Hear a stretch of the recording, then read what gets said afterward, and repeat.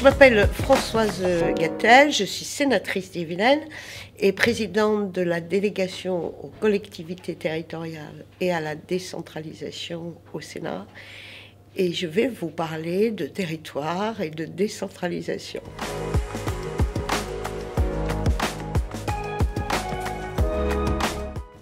Alors les besoins de la France sont évidents. Aujourd'hui, on voit bien en pleine crise sanitaire comment le gouvernement peut vouloir des choses, décider de choses, mais elles ne réussissent, elles ne marchent que si les élus locaux mettent en œuvre les desseins de l'État. Donc on est dans une république où il y a deux piliers. Il y a l'État qui doit avoir des fonctions régaliennes, sécurité, santé dans les grands axes, et les territoires, c'est la République des faiseurs.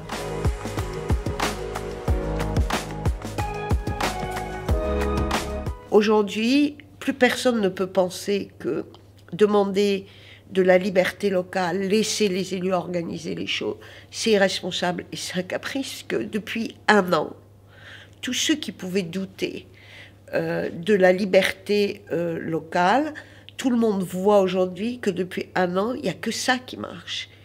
Et que ceux qui ont continué à faire marcher la France à côté des soignants, à côté de tous ces métiers essentiels, ce sont les collectivités. Imaginez dans quel état aurait été le pays s'il n'y avait pas eu l'action des collectivités locales. Il n'y aurait pas d'école, il n'y aurait pas de solidarité, il n'y aurait pas de distribution de masques, il n'y aurait pas de centre de vaccination. Donc la République des faiseurs, qui est celle des collectivités locales, aujourd'hui, elle se révèle comme le nez au milieu du visage. On a une faille parce que l'État est incapable d'aller jusqu'au dernier kilomètre de l'action publique et les collectivités, elles ont été réactives, elles ont été imaginatives, elles sont là, pas contre l'État, mais aux côtés de l'État. Et encore une fois, pour un seul objectif, c'est servir l'action publique.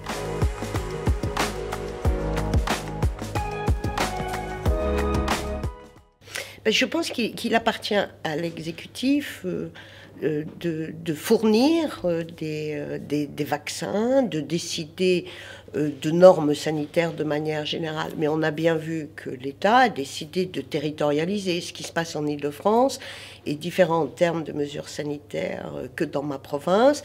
Et l'État a par contre aujourd'hui beaucoup de mal à approvisionner les centres de vaccination mis en place par les collectivités en matière de vaccins. Donc l'État à la fois se rend compte que tout seul il ne peut pas faire, c'est-à-dire servir le dernier habitant du dernier kilomètre. Ce sont les maires, les départements, les régions qui le font, mais l'État n'a pas confiance. Donc l'État veut absolument tout faire alors qu'il est totalement paralysé, ankylosé, parce que son rôle n'est pas de faire, c'est de s'assurer que les droits sont les mêmes dans l'ensemble des territoires, les libertés sont les mêmes, que l'accès à la santé est garanti pour tous. Mais il faut vraiment qu'il s'appuie sur les collectivités plutôt que d'être en défiance et que prendre des mesures différentes pour la crise sanitaire en Hauts-de-France, en Île-de-France et en Bretagne ou en Aquitaine, ça n'est pas fracturer l'unité de la République. C'est juste s'adapter aux situations et garantir l'efficacité.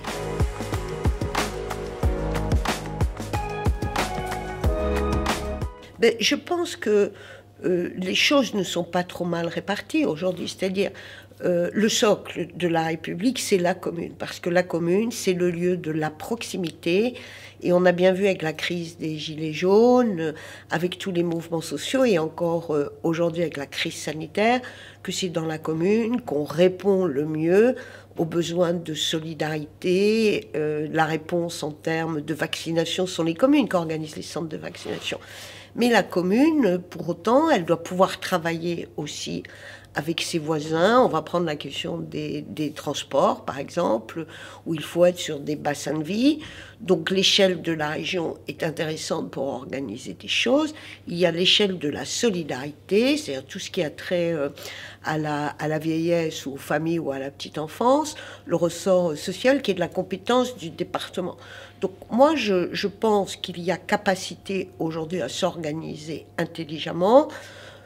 à condition que l'État veuille bien, encore une fois, s'occuper de ses fonctions régaliennes, qu'il cesse de transférer aux collectivités des compétences sans que celles-ci les demandent, sans leur transférer les moyens financiers. Donc faisons confiance, laissons les élus construire des réponses très adaptées au lieu d'imposer des réponses qui, vues de Paris, d'un bureau, marchent peut-être, mais qui, au final, paralysent l'action locale.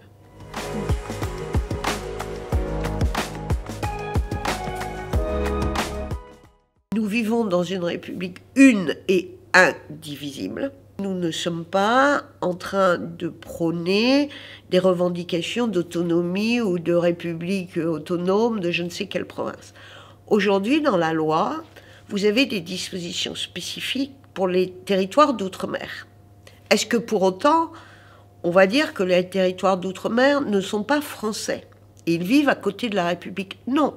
C'est seulement que ces territoires d'outre-mer, quand vous êtes en Guyane, quand vous êtes à Mayotte, quand vous êtes à la Martinique, le mode d'organisation, il doit être différent parce que les réalités sont différentes. On se rend compte que l'unité n'est pas l'uniformité.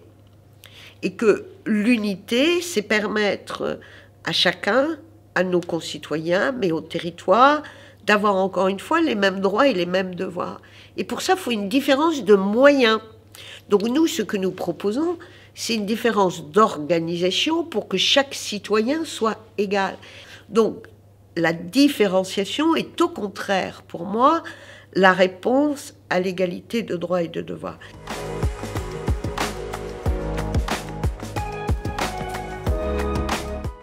Une hirondelle ne fait pas le printemps.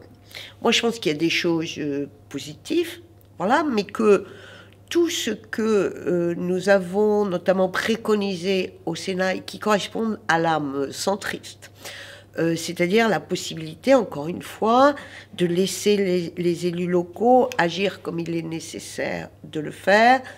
Je trouve que ça ne revient pas beaucoup dans la loi 4D et que dans cette loi, on va nous proposer, c'est un peu comme un catalogue, vous voyez, c'est-à-dire il y a un catalogue de domaines dans lequel les élus pourraient peut-être exercer un peu de liberté, mais nous, ce qu'on demande, c'est du sur-mesure. C'est-à-dire, au lieu d'être sur ce que j'appelle de la décentralisation descendante, c'est-à-dire c'est le gouvernement qui vous dit, là, vous allez pouvoir être libre. Non, on préférait que le gouvernement entende ce qui monte des territoires et qu'il dise, OK, vous l'expérimentez, vous l'essayez très bien. Bien, en Bretagne, vous pouvez agir comme ça. Dans le Cantal, vous gérerez le logement d'une autre manière. Parce que l'efficacité, encore une fois, l'efficacité de l'action publique, l'obligation de résultat, suppose qu'on construise des réponses différentes. Qui décide, paye. C'est-à-dire on ne peut plus tolérer que l'État décide comment vous allez organiser des services de secours dans un département, comment vous allez organiser la cantine, les services périscolaires, les normes pour les crèches, et laisser les collectivités payer. Si l'État impose des normes et des obligations, c'est-à-dire qu'il nous impose des choses réglementaires, c'est l'État qui doit payer ces dépenses puisqu'il nous les impose. Et ça, je pense qu'on a un écart de point de vue avec le gouvernement qui n'a pas du tout été de notre avis quand au Sénat, on a voté cette proposition de loi constitutionnelle. Mais qui décide paye. Les élus connaissent très bien ça. Ça leur convient bien, puisque c'est l'exercice de leur responsabilité, de leur liberté.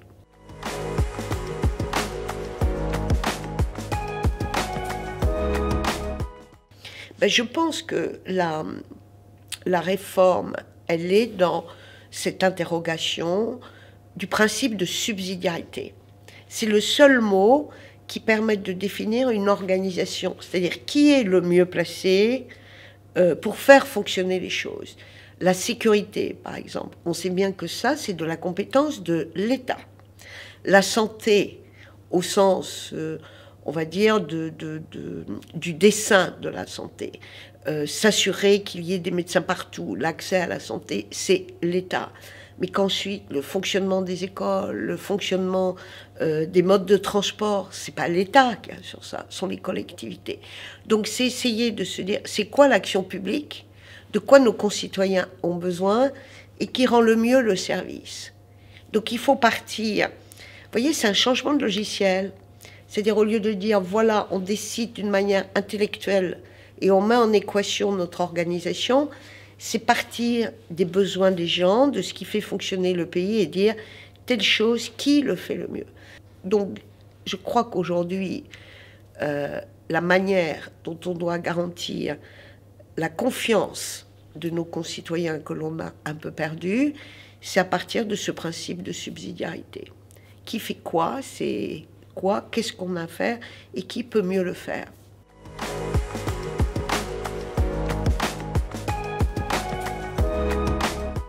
Regardez le nombre d'élus territoriaux qu'il y a à l'UDI. Ça a un sens. C'est-à-dire que l'UDI a a un corpus d'idées ancré dans ces territoires et un souci de l'efficacité publique et de l'action. Et que nous ne sommes pas des gens dogmatiques et fermés sur nous-mêmes. Ce qui nous intéresse à l'UDI et les élus locaux de l'UDI, c'est ce qui marche.